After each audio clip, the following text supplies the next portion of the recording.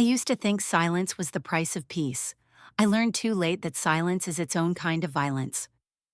The day Harper stood in the doorway of my room, arms crossed, voice sugar-laced but sharp, I already knew what was coming. Her heels clicked like a metronome on the hardwood floor as she leaned against the doorframe, surveying me like I was a leaky faucet she meant to fix or replace. Gavin lingered behind her, silent as always, fiddling with the sleeves of his Henley, eyes fixed somewhere around the floorboard. "You know, Mom," Harper began, "it doesn't make sense for you to just hold on to your pension like that. We're doing everything to keep this house running. Gavin's hours were cut. The kids need clothes. The mortgage isn't going to pay itself. You living here, eating, using water, heating, well, it's not free. So maybe it's time you contribute." Her voice was calm, even-toned, as if she were suggesting I take shorter showers or remember to lock the door. But I heard it, the warning underneath, the threat. Her eyes didn't blink. Gavin cleared his throat but didn't speak. That was his specialty, being present but never involved. It was how he got through the day. I used to think he was just passive. Now I know he was complicit. "I do contribute," I said carefully, folding the laundry on my bed. "I buy groceries. I cook every meal. You live here for free, Mom." She cut in. "You're retired. You've got money just sitting in your account. Meanwhile, we're scraping by. It's selfish, frankly. If you're not going to help, maybe we need to think about other options. Assisted living or—" She trailed off, letting the silence do what her words didn't. I folded a white dish towel. My hands were steady. My voice wasn't. Are you telling me I need to leave?" She tilted her head. "I'm saying this isn't working if it's one-sided. We're doing our part. It's time you did yours." Behind her, Gavin finally looked up, but not at me. He looked at Harper, then turned and walked away. That's when I knew I was already gone. I didn't argue, didn't cry. I just nodded and said, "All right." She blinked, thrown off. "All right? I'll go." I remember the briefest flicker of confusion in her expression. Maybe she expected a fight. Maybe she wanted one, but there wasn't any fight left in me. I went to my closet, pulled out my suitcase, the red one with the loose zipper, and began packing. 2 cardigans, 3 blouses, slacks, my green wool coat, a pair of sensible shoes. I packed like someone who'd done it before. Maybe, in a way, I had. When I walked down the hall with my suitcase in hand, Harper was on the phone. She watched me but said nothing. Her expression unreadable. Gavin wasn't in sight. The kids were at school. No goodbyes, no protests, just the soft roll of suitcase wheels over tile. The front door clicked shut behind me. Outside, the air was brisk. The neighborhood looked the same as it always had. Manicured lawns, patriotic flags, shutters painted in HOA-approved hues. But something about it felt artificial now, like a stage set I just stepped off of. I didn't have a destination, not yet. But I didn't need one, not right away. The act of leaving was destination enough. As I walked toward the bus stop, I thought about Walter, my husband, gone now 7 years. I wondered what he'd say if he could see me. Maybe he'd be proud. Maybe he'd tell me I should have left sooner. Maybe he'd remind me that I used to have a laugh that could fill a room, that I once had opinions and ideas and stubbornness in spades. But all of that had faded. After he died, I slipped quietly into the role Harper had carved out for me. Babysitter, errand runner, invisible resident, a presence so muted that even the walls no longer echoed my footsteps. I thought being needed would be enough, that giving everything would earn me love or at least comfort. But all it earned was erasure. The sidewalk under my feet felt unfamiliar. The weight of the suitcase was heavier than it should have been. Or maybe it wasn't the suitcase. Maybe it was everything else I was carrying. I sat at the bench by the road, closed my eyes for a moment, and let myself feel something I hadn't felt in a long time. Free, not happy, not hopeful, just unchained. I didn't know where I'd sleep that night. I didn't know how much money I had in my account. I didn't know what came next. But for the first time in years, what I did know was mine. I was no longer in Harper's house. I was no longer living by Harper's rules, and though I was alone, I wasn't lost. Not yet. The bus didn't go far, just far enough. I didn't even check the destination. I boarded with shaking hands and let the rhythm of the ride lull me into something that wasn't quite sleep. My suitcase rested beside me like a tether, grounding me when my thoughts floated too far. By the time I stepped off, the sky had started to gray. I recognized the neighborhood vaguely, a part of the city Walter and I used to visit when we were younger. Back when our dates included bookstores and quiet cafes instead of doctor appointments and silent dinners with Harper. The streets looked older now, or maybe it was me. I wandered for hours, no real direction. Just a slow drift down sidewalks lined with peeling paint and flickering streetlights. I passed a shuttered bakery that once sold cinnamon rolls the size of dinner plates. The laundromat still stood, humming and warm, but I didn't go in. I wasn't ready to be still. Not yet. My legs ached, my hands were cold, but I kept moving. At some point, I found a bench across from the city library. I sat down, watching people walk past in heavy coats and fast steps, all of them with places to be. My reflection in the glass told me I looked like a woman who'd forgotten where she was going. I hadn't cried yet, not since walking out, but there was a pressure behind my eyes, a tightness in my chest. Not sadness, not exactly, something denser, heavier, like grief layered over confusion wrapped in years of silence. A man passed by and glanced at me. I looked away. How long had I been sitting there? Long enough to notice the ache in my spine. Long enough to feel the cold through the soles of my shoes. I reached for my purse, checked for my card, my ID, a few crumpled bills. Still there, still me, barely. I finally found shelter in a hostel near the train tracks. A squat brick building with buzzing lights and a cracked linoleum floor. The receptionist, a woman maybe in her 20s, gave me a glance that held equal parts pity and disinterest. She asked for ID, handed me a key, told me there'd be toast and coffee in the morning. The room was small, one bed, one chair, one sink. The sheets were thin but clean. I sat on the mattress and stared at the wall. There was a faint stain shaped like a leaf in the corner. I watched it until my breathing steadied. That night, as I lay on the mattress wrapped in my coat, the flashbacks came uninvited. It wasn't the big things, not the ultimatum, not the shouting. Harper rarely raised her voice. No, it was the small moments. Those were the cuts that never stopped bleeding. The time she accidentally deleted all my contacts from my phone and insisted I must have done it myself. When I couldn't find the grocery list I'd just written and she claimed I never made one. When she bought new curtains without asking, then gaslit me into thinking I'd told her to do it. "You forget things, Mom," she'd say, shaking her head with a smile that never reached her eyes. "It's okay, you're getting older." And I believed her. I remember calling my old friend Lorraine, my only real friend left, only to hear Harper's voice behind me say, "Oh, her? She passed a few months ago, didn't she tell you?" I was horrified. I hung up without a word, grief punching through me like a hammer. 2 days later, I ran into Lorraine at the farmer's market. Harper never explained, just shrugged. "Guess I got her mixed up with someone else." I'd laughed it off, but I cried in the car. I thought I was losing my mind, forgetting reality, letting things slip. But now, lying on a stranger's bed in a room that smelled faintly of bleach and old cigarettes, I began to wonder, what if it wasn't me? What if she was rewriting my world, one subtle lie at a time? What if I'd let her? I turned over, clutching the edge of the thin blanket. My joints throbbed, my eyes burned.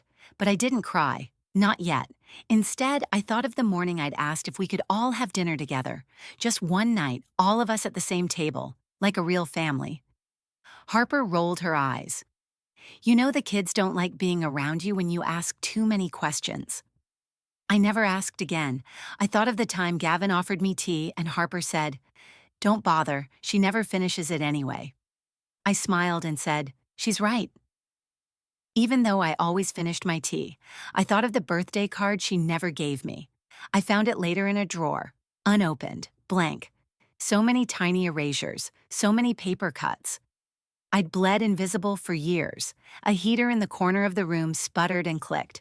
I pulled my suitcase closer and rested my hand on the zipper. I wasn't safe, not yet, but I wasn't under her roof anymore. That had to count for something.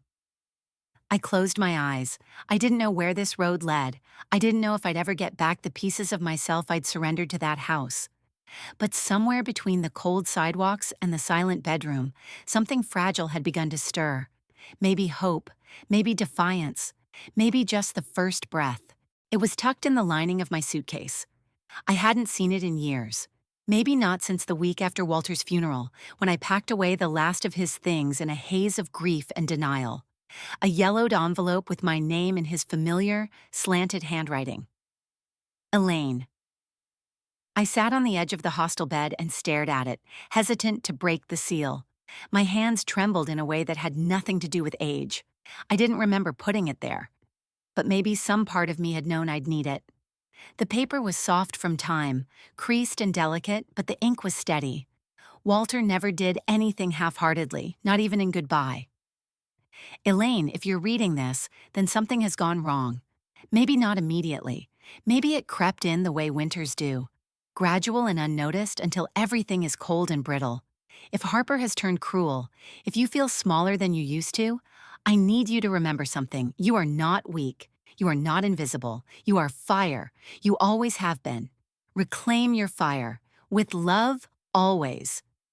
W. I pressed the letter to my chest and let the silence carry me back. Walter.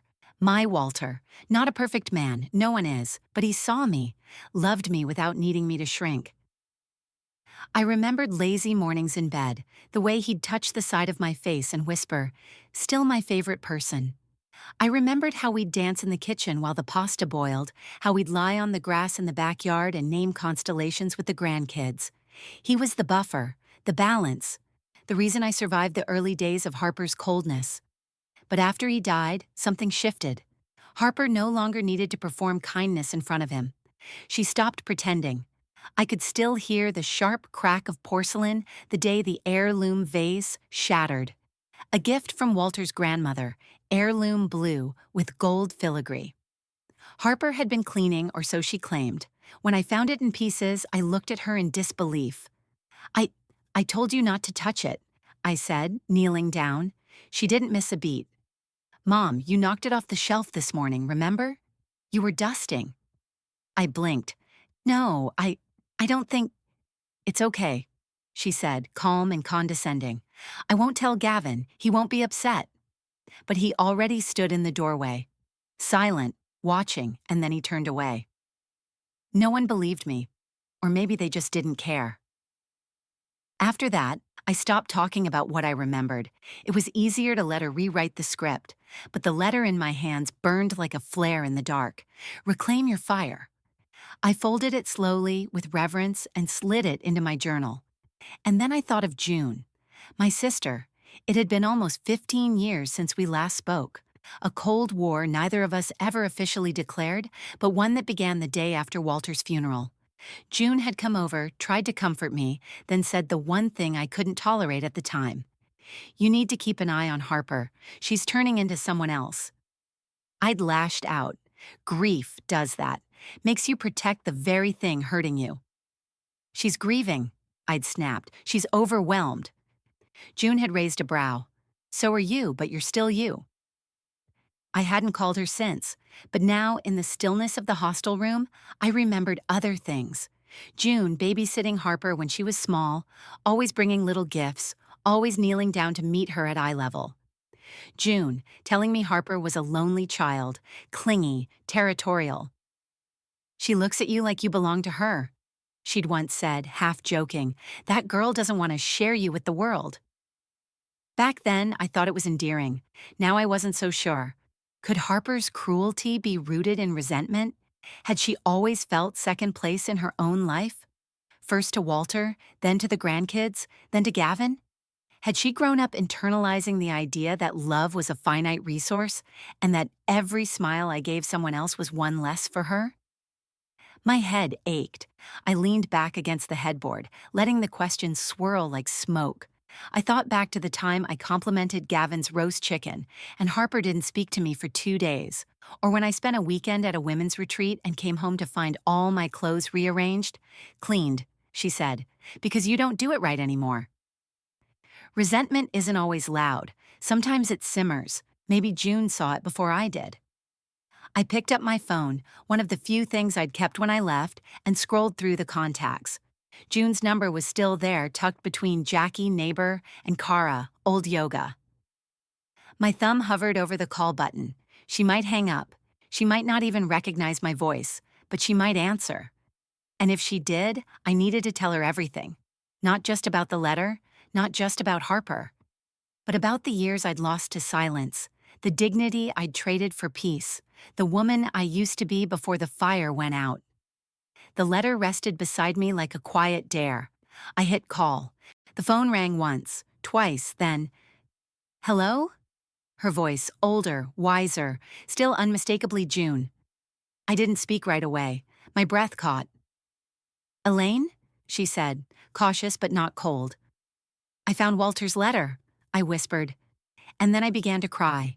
Not the quiet kind, not the dignified kind, the kind that shakes you apart so something else can finally break through. I stayed on the phone with June longer than I expected. The first 10 minutes were all hesitation and static. Pauses heavy with things unsaid.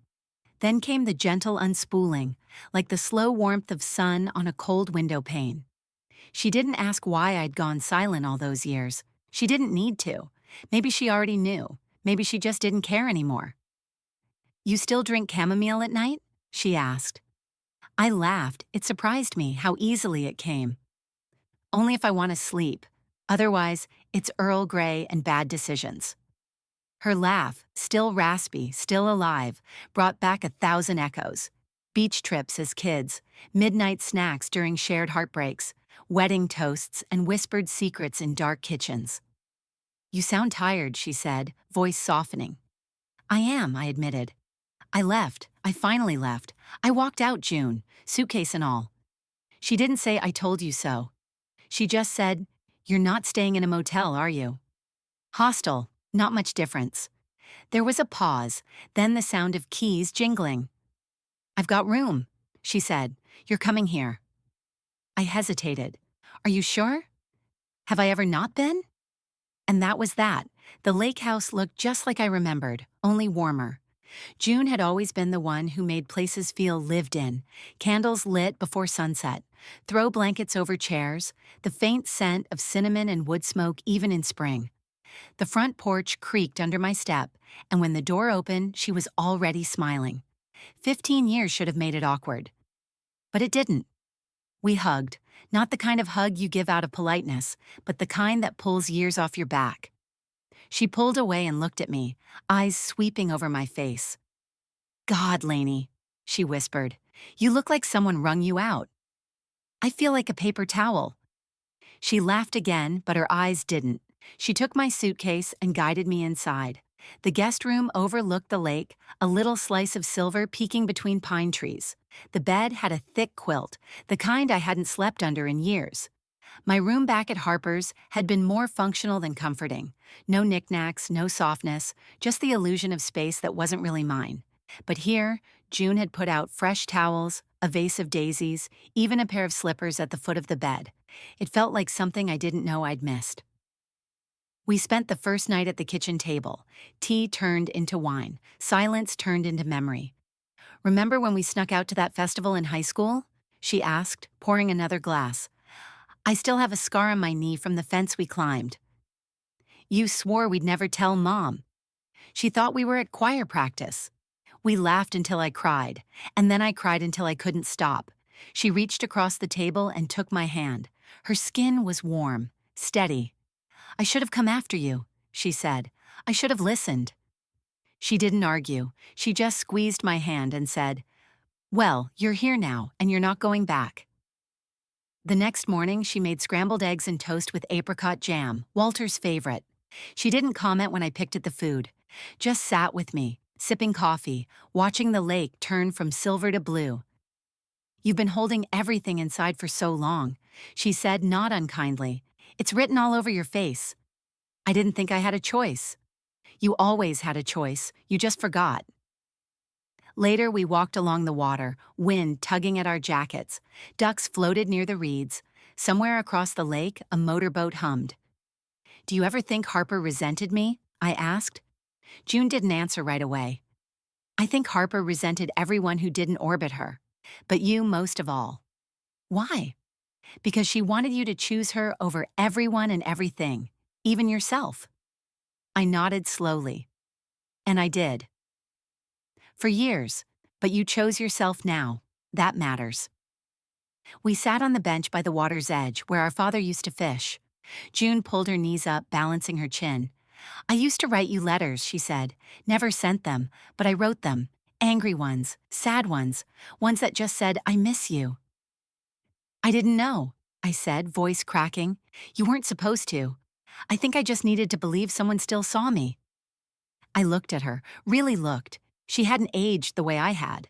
Her face still held laughter lines instead of worry ones, but there was something in her eyes that told me she'd carried her own weights, too. I don't know how to come back to myself, I whispered. June looked at me, full of softness and strength. You don't have to come back, you get to start over. That night, I slept with the window cracked, listening to the soft rustle of leaves and the distant croak of frogs.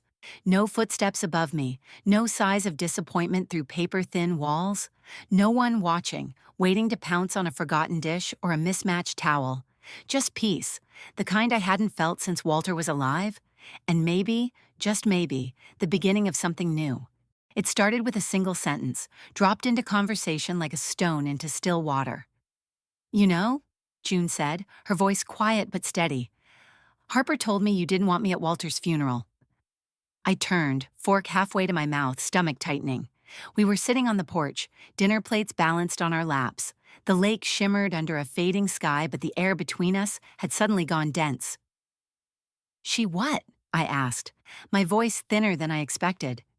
She came out to my car in the parking lot, said you were overwhelmed, didn't want any drama, said it was better if I just kept my distance, let you grieve in peace. So I did. I didn't go inside. My chest constricted, not with disbelief because I believed her instantly, but with something heavier. Recognition, confirmation of a wrong I had always suspected but never quite faced. She told me you left early, that you didn't want to see me, I said slowly. June exhaled. There it is. We stared at each other, two women strung across years of silence, finally pulling taut the thread that had always frayed in the middle. I thought you were angry, I murmured. I thought you didn't need me. The truth settled between us, bitter and brittle. It was Harper. She'd driven the wedge. Quietly, purposefully, the way she always did, with surgical precision and sweet poison. That night, we sat up late with tea and a box of old photographs. June pulled out one of us from a childhood camping trip, me grinning with marshmallow on my face, her with a bandana tied tight around her curls. Behind us, our mother stood with crossed arms, eyes fixed on something outside the frame. She always liked Harper best, I said, surprising myself. June nodded. She liked Harper's sharp edges. She said they'd get her far. And mine? I asked, though I already knew. She said you felt too much, that you'd break easy. I looked down at my hands. I remembered being 10 and crying over a dying bird I found in the yard. Mom told me not to waste tears on things that couldn't be fixed. Hard women survive, she said. Soft ones get buried.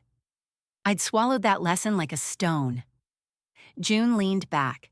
She pitted us against each other without ever raising her voice. Harper learned early that dominance equaled love. And I learned that pleasing people earned safety. We sat in silence for a while, listening to the creak of the porch swing and the whisper of wind through pine trees. I don't think Harper was born cruel, I said finally, but I think she believed love was something to hoard, that if I gave it to someone else, she'd lose me. And so she made sure you never strayed too far, June finished. Control masked as care, guilt wrapped as gratitude. Love offered only when I stayed small and quiet. The realization wasn't a thunderclap. It was more like a slow peel of paper from skin, painful, precise. I always thought I was weak, I said, that I let it happen, that I deserved it. You weren't weak, June said. You were trained, we both were. Later that night, I sat by the window with a notebook on my lap. June had given it to me, still wrapped in cellophane. You should write again, she'd said. You used to be good at it. Used to be. I stared at the blank page for a long time before I finally wrote, Day 1. I am not a failure. I am a survivor of stories rewritten by other people. This is mine. The pen moved on its own after that. Thoughts poured out, memories, flashes, fragments I hadn't dared look at in years. I wrote about the time Harper hid my medication accidentally, how she insisted I never told her I needed it, about how she'd laugh when I forgot what day it was, saying, "It's okay, Mom. We expect that from you now." I wrote about how I'd walk on eggshells just to avoid her tightening jaw, her long silences that could freeze a room, how she told the grandkids, "Grandma gets confused sometimes," right in front of me. I didn't stop writing until my hand cramped and the ink smeared. I felt lighter but not empty. I felt seen. The next morning, I handed the notebook to June. She flipped through the pages, reading in silence. When she looked up, there were tears in her eyes. "You're getting your fire back," she whispered. Maybe I was. And maybe it wasn't the fire people recognized from the outside, loud, blazing, hungry. Maybe mine was a slow burn. But it was steady, and it was mine. The first therapy session took place on a rainy Thursday, the lake outside a blur of silver and mist. June had nudged me into it, gently persistent the way only sisters can be. "It's not about fixing everything at once," she said, handing me her old tablet. "It's about hearing yourself out loud. It's about not doing this alone anymore." I hadn't spoken to a therapist since Walter died. Even then it had been brief and surface level. But this felt different, necessary, scary. Her name was Dr. Laurel Myers, mid-40s, calm voice, eyes that didn't flinch. She started with simple questions. Where was I staying? How long had I been gone? Was I safe? And then came the question that cracked me open. When did you stop feeling like you? I didn't know how to answer at first. The timeline was messy, blurred by years of subtle erosion. "I think it was slow," I said finally, like a house settling on a bad foundation. "You don't notice the cracks until the walls shift." She nodded. "Tell me about Harper." The floodgates opened, not all at once but enough. I spoke of the ultimatums, the cold smiles, the moments that should have meant nothing but somehow rewired my sense of self. I spoke of the way Gavin disappeared into silence and the way I disappeared into shame. Dr. Myers listened, took notes, occasionally offered a word, a name.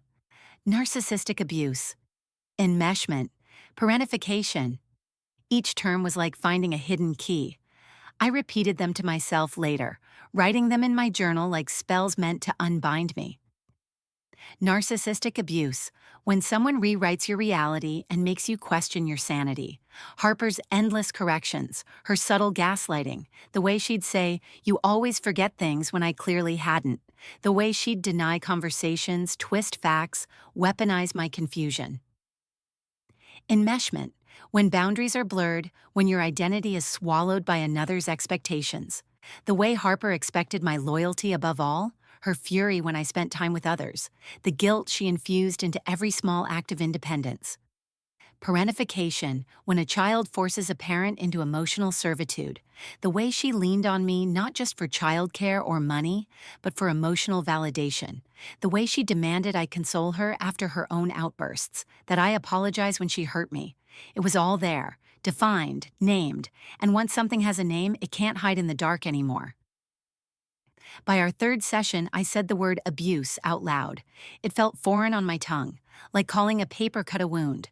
But Dr. Myers nodded, gentle but firm.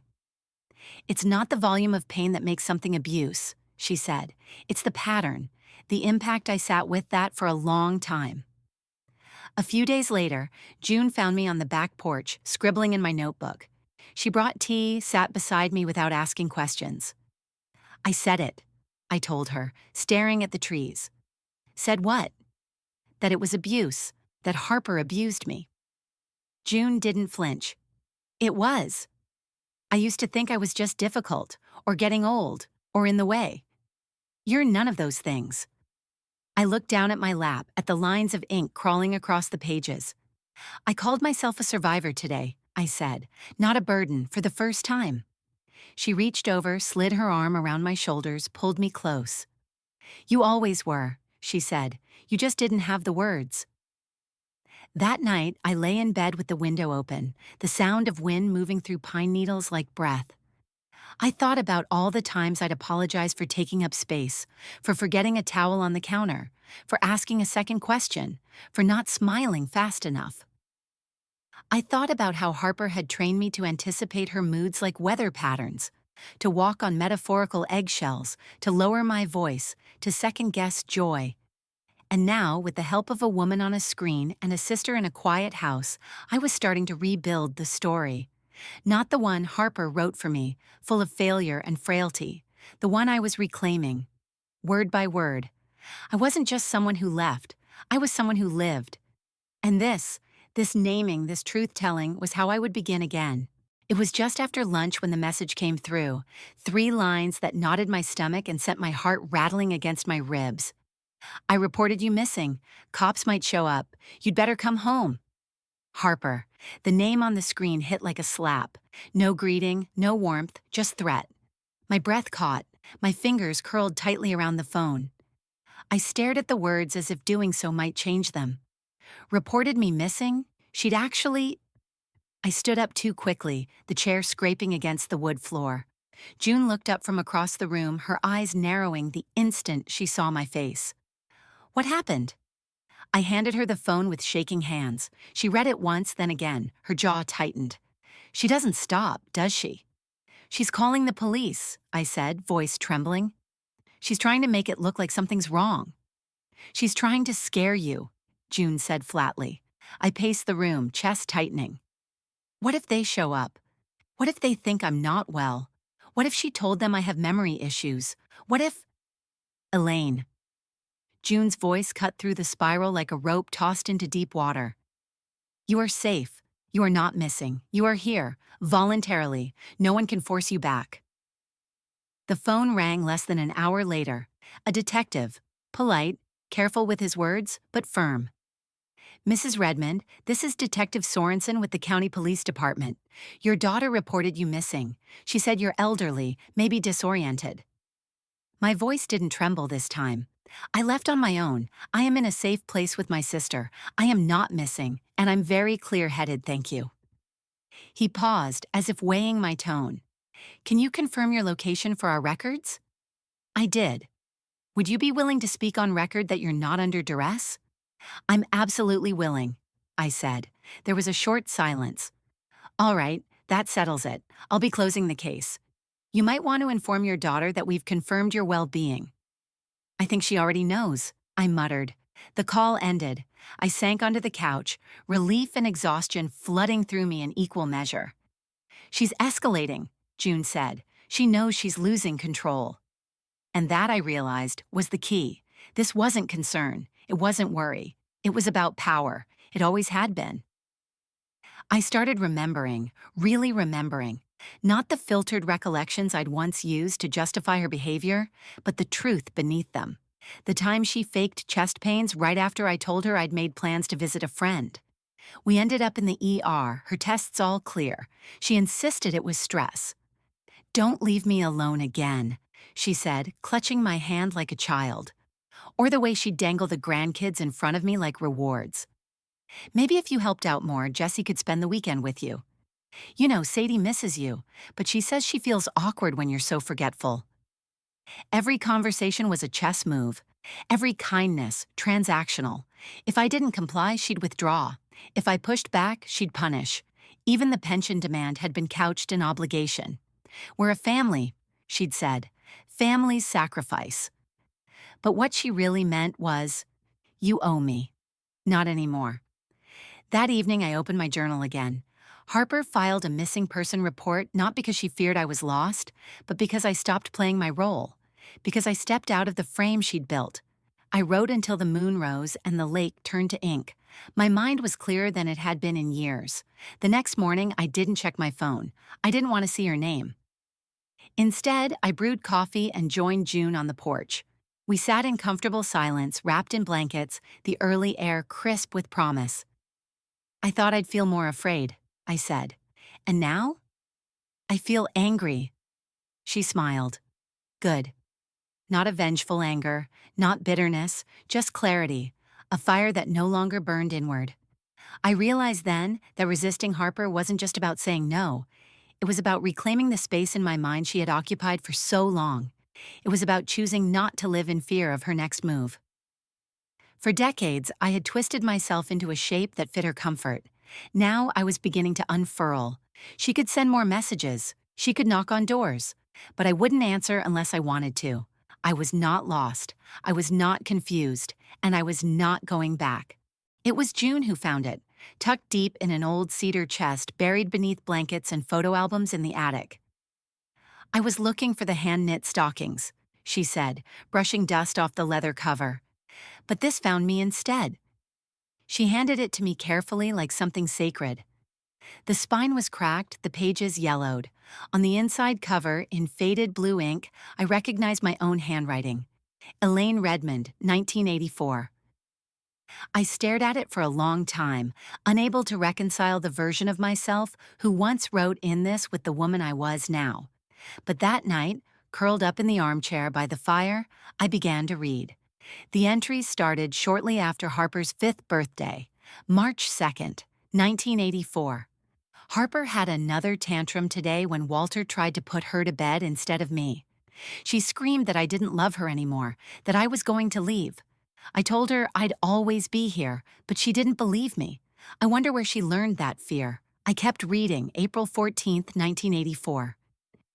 She clings more every day. If I'm gone too long, even just to the grocery store, she panics. Walter says I'm coddling her, but something in me can't bear to push her away. I remember how it felt, not knowing if my own mother would hug me back. I won't let Harper feel that. There were dozens more. Not all so heavy. Some entries glowed with small joys. Harper's drawings taped to the fridge, her giggles during backyard sprinkler runs. But threaded through them all was a pattern I hadn't seen until now.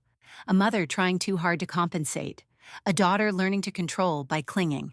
And then I found the one that stopped me cold. July 19th, 1985. It happened again.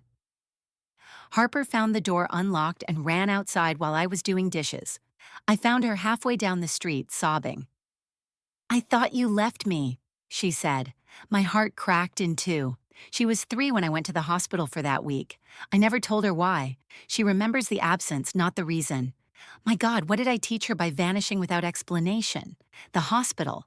I'd almost forgotten that week. Pneumonia, dehydration, the exhaustion of a mother who hadn't rested in years. Walter told Harper I was taking a break, but he'd been too gentle with the truth, and I never corrected it. She'd internalized the absence, and I'd let her. I let my guilt parent my child. The words spilled from my lips before I even realized I'd said them. I wrote them into my new journal, ink pressing deep into the page. I had raised her through the lens of penance, overcompensating for a trauma I never explained, trying to soothe a fear I didn't fully understand. In doing so, I blurred the lines between care and captivity, between love and control. June sat with me as I read more of the diary aloud. "She was always so afraid," I whispered. "She learned to survive by holding on too tight," June said, "and you let her." I thought it was love.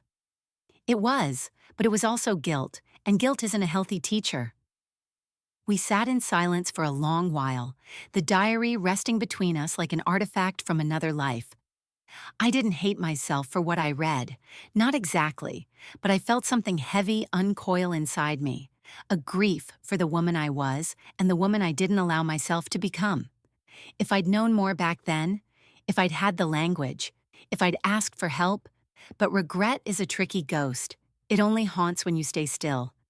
And I wasn't staying still anymore. That night, I wrote a new entry, October 12th, 2025. Harper's fear of abandonment became her weapon, and my guilt became my leash, but I am not her prisoner. I am not my past. I am not a broken mother. I was a young woman who tried her best in a world that never taught her how to do better. I see her now, and I see myself. We are both survivors of the same unspoken pain. I closed the old diary and placed it gently back in the cedar chest. It belonged to the past now, but its lessons were part of my present. The next morning, I watched the sunrise over the lake and thought, maybe healing isn't a destination. Maybe it's just the decision to keep turning pages even when they hurt. It was late afternoon when I heard the message. I didn't recognize the number. I almost didn't answer it. But something in me, a mother's instinct maybe, made me play the voicemail. Hi, Grandma. It's Jessie. My breath caught. My fingers gripped the phone so tightly I thought the screen might crack. I don't know where you are. Mom said you left because you didn't want to live with us anymore. She said you're mad, but I don't get it. Did I do something? Can you just call me? I miss you. I love you. Do you still love me?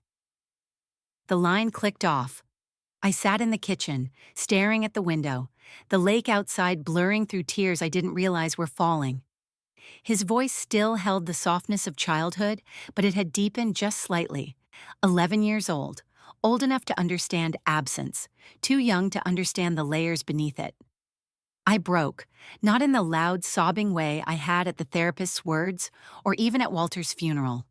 This was quieter, a crumpling from the inside, a guilt that burrowed under my ribs and made it hard to breathe. He was innocent. He had always been innocent. He had been the one bright light in a house that dimmed me, and I had left him. June found me at the table, still holding the phone.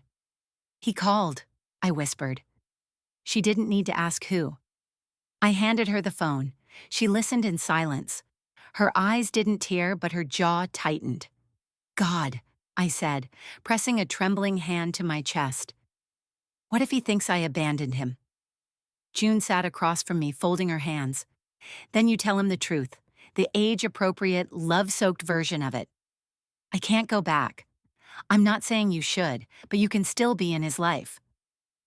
That night, I pulled out my notebook, not the journal, but a new one, a blank page, a place to speak directly to Jessie. I started writing. Dear Jessie, I want you to know something right away. I love you. That has never changed. It never will. I left the house because I needed to take care of myself in a way I hadn't done in a very long time. It wasn't because of you. It wasn't because I stopped loving anyone. It was because I forgot how to love myself. Sometimes even people we love can hurt us without meaning to. And sometimes people we love do things that make it hard to feel safe. That doesn't mean we stop loving them. It means we have to take a step back to remember who we are and how we want to be treated. I miss you. I miss your stories and your drawings and the way you laugh when you tell me a joke before the punchline. I think about you every day. I'm not gone from your life. I just needed to take a different path. But that path can still have space for you if you want it to. With all my heart, Grandma Elaine. By the time I finished, my hand ached, but my heart felt a little steadier. Love and guilt. Two threads that had tangled together for too long. I thought about how Harper used Jessie as leverage, how she shaped narratives around her control. But I also thought about the real, pure love I shared with that boy. The afternoons spent building puzzles, the nights reading under blankets with a flashlight, the little notes he used to leave on my nightstand. Good night, Grandma. I love you like the moon loves the sky. That love was real, untainted, sacred. But it didn't mean I had to surrender myself to reach him. The old version of me would have packed a bag and gone back, convinced that love meant sacrifice, that being a good grandmother meant accepting whatever was necessary just to be nearby. But now I knew something deeper. Love requires presence, yes, but not at the cost of your soul. I could love Jessie and protect myself. I could speak to him on the phone, send letters, maybe even meet up somewhere safe, with Gavin if he truly meant what he'd said in that voicemail weeks back. But I would not walk back into that house. Not even for Jessie, because showing him what healthy love looks like, what boundaries mean, what self-respect demands, might be the most important thing I could ever teach him. June helped me scan the letter and send a copy to Gavin's private email. I didn't expect a reply, not right away, maybe not ever. But I sent it anyway. It was the first act of love I'd made that wasn't tethered to guilt or fear, just truth, and the quiet, steady hope that someday Jessie would understand. It began with a flyer pinned to the bulletin board at the local grocery store. Bright blue, typed in clean, bold font. Volunteers needed, Women's Empowerment Center seeking compassionate listeners, journal facilitators, peer mentors. June nudged my elbow as I stared at it. You always said you wanted to help people write their way out of pain. I didn't remember saying that, but it felt true. A week later, I walked into the little brick building on the edge of town, nervous but ready. The center wasn't large, just 3 rooms, a kitchenette, and walls painted in warm colors. But it felt alive. Women of all ages moved through it like roots through soil, grounded, growing. At first, I just listened. I sat in on journaling circles, nodded as women spoke about grief, rage, confusion. Some had fled abusive partners. Others were mourning parents who had never really seen them. One woman said, I wrote for the first time in 15 years last night, just to hear my own voice again. I knew exactly what she meant. By the second month, I was leading one of the grief recovery groups, small, intimate, sacred. We wrote prompts on index cards. What did you lose that no one else saw? Or describe the moment you knew something had to change. My story never took up space in the room. I didn't need it to. I'd lived it. Now I was there to witness others through theirs. Each time I walked through the center's doors, I felt a little more whole. And then Calvin showed up. It had been 20 years since I last saw him. He and Walter used to coach Little League together. His wife, Linda, passed 2 years ago from cancer. He'd moved back to the area to be near his daughter and grandkids. We bumped into each other at the community pool, me in the shallow end, rediscovering how good the water felt on my joints, him doing slow laps with careful form. Elaine Redmond, he asked, peering over his glasses. I blinked. Calvin Moore. He grinned. You still swim like you're afraid the water might evaporate. I laughed, loudly, freely, and surprised myself. We started meeting for coffee after swims. Just coffee, nothing serious, but there was something in the way he listened, not to fix, but to understand. He never asked too much, never made assumptions, just offered warm company and the kind of quiet kindness that doesn't ask for applause. One morning, over scrambled eggs at the local diner, he said, I always admired how steady you were, even back then. I nearly choked on my toast. I didn't feel steady, I said. Well, he shrugged, you faked it well? There was a pause. Then he added, I'm glad you walked out. I looked at him, startled. I heard, he said gently. It's a small town. I nodded. It was the hardest thing I've ever done. But you did it, he said, and now look at you. Look at me. I was painting again. Simple watercolors of the lake, the woods, the hands of the women in my journaling circle. I was cooking for pleasure, not obligation. Lemon rosemary chicken, fresh basil pasta, blueberry cobbler. Food that tasted like joy instead of sacrifice. I was swimming, I was laughing, I was choosing. Every morning I woke up not to demands but to possibility. And every night I went to sleep not with fear but with peace. The pain hadn't vanished. The trauma still stirred sometimes in dreams, in unexpected triggers, but now I had tools, a language, a community, a self. One evening, June and I sat on the porch watching the sun sink low. You're different, she said, sipping her tea. Better or worse? I asked. She smiled. Braver. I looked out at the water, calm and wide and endless. I think I finally believe I'm allowed to be happy, I said, without paying for it in guilt. She leaned her head on my shoulder. You always were, she whispered. Now you just believe it. And I did, not all at once, but enough. It began with a flyer pinned to the bulletin board at the local grocery store. Bright blue, typed in clean, bold font. Volunteers needed, Women's Empowerment Center seeking compassionate listeners, journal facilitators, peer mentors. June nudged my elbow as I stared at it. You always said you wanted to help people write their way out of pain. I didn't remember saying that, but it felt true. A week later, I walked into the little brick building on the edge of town, nervous but ready. The center wasn't large, just 3 rooms, a kitchenette, and walls painted in warm colors. But it felt alive.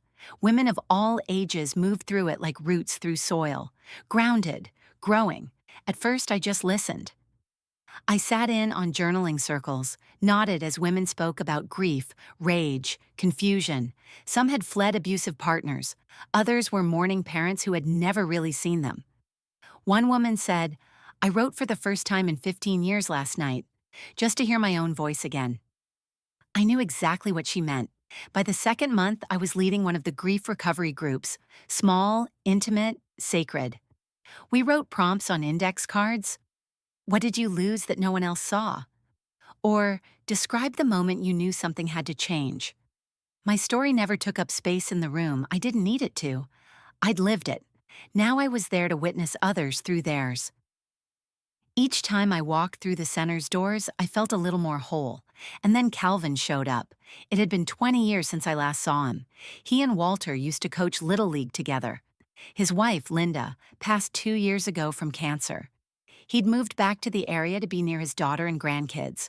We bumped into each other at the community pool, me in the shallow end, rediscovering how good the water felt on my joints, him doing slow laps with careful form. Elaine Redmond, he asked, peering over his glasses. I blinked. Calvin Moore. He grinned. You still swim like you're afraid the water might evaporate. I laughed, loudly, freely, and surprised myself. We started meeting for coffee after swims. Just coffee, nothing serious, but there was something in the way he listened, not to fix, but to understand. He never asked too much, never made assumptions, just offered warm company and the kind of quiet kindness that doesn't ask for applause. One morning, over scrambled eggs at the local diner, he said, I always admired how steady you were, even back then. I nearly choked on my toast. I didn't feel steady, I said. Well, he shrugged, you faked it well? There was a pause. Then he added, I'm glad you walked out. I looked at him, startled. I heard, he said gently. It's a small town. I nodded. It was the hardest thing I've ever done. But you did it, he said, and now look at you. Look at me. I was painting again. Simple watercolors of the lake, the woods, the hands of the women in my journaling circle. I was cooking for pleasure, not obligation. Lemon rosemary chicken, fresh basil pasta, blueberry cobbler. Food that tasted like joy instead of sacrifice. I was swimming, I was laughing, I was choosing. Every morning I woke up not to demands but to possibility. And every night I went to sleep not with fear but with peace. The pain hadn't vanished. The trauma still stirred sometimes in dreams and unexpected triggers, but now I had tools, a language, a community, a self. One evening, June and I sat on the porch watching the sun sink low. You're different, she said, sipping her tea. Better or worse? I asked. She smiled. Braver. I looked out at the water, calm and wide and endless.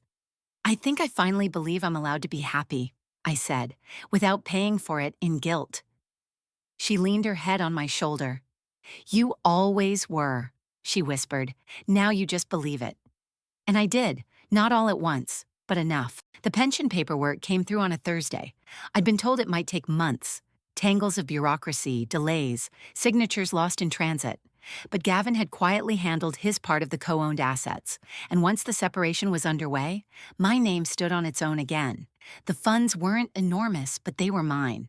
For the first time in decades, every dollar in my account answered to no one but me. I called a lawyer in town, someone June trusted, and sat across from her with trembling hands and a clear voice. I want to set up a trust, I said, for my grandson, for Jesse. She listened, asked questions, walked me through the process. I named Gavin as co-trustee contingent upon custody. The terms were airtight: education, health, enrichment. A future not built on Harper's control, but on legacy with intention. When the papers were signed, I felt something shift, like a chain slipping off. A few weeks later, I sold the house. It wasn't hard. Gavin handled the realtor, and I gave up my share without fanfare. I didn't visit. I didn't say goodbye to the walls. I didn't need to. That place was never mine. Not really. The proceeds gave me something I hadn't dared imagine: freedom with a cushion.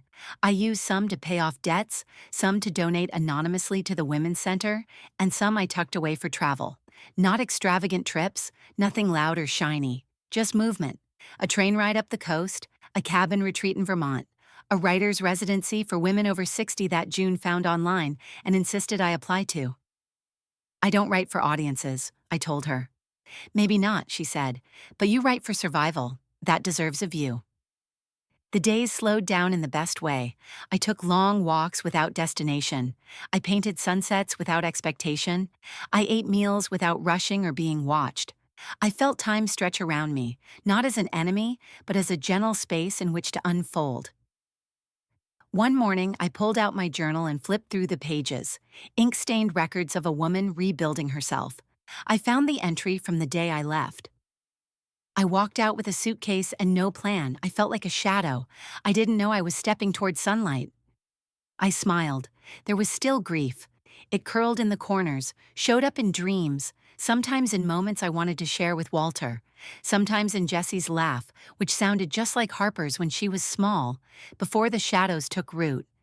But grief, I'd learned, wasn't something to escape. It was something to carry gently, like a scar, proof of healing, not a sign of weakness. In my latest entry, I wrote, "Healing doesn't erase the pain, it makes room for joy beside it." And then I added the words that had been forming slowly over months, waiting for their right place. When I walked out, I thought I was leaving my life behind, but really I was stepping into it for the first time. I closed the journal. The windows were open. The wind carried the scent of pine and lavender. June was humming in the kitchen. A letter from Jesse sat on the table. His handwriting shaky but eager. He'd thanked me for my letter, asked me to send him one of my paintings, told me he was writing a story at school about a woman who turns into a dragon to protect herself. I would frame that letter, not because it was perfect, but because it was real. And so was I. If Elaine's story stirred something in you, an unspoken wound, a quiet strength, a long-ignored boundary, it's time to listen to that voice. Share this story with someone who needs to be reminded that walking away isn't weakness. It's the beginning of becoming whole. And if you've ever felt erased in your own home, tell us in the comments. What would reclaiming your fire look like? Your story matters. Start writing it today.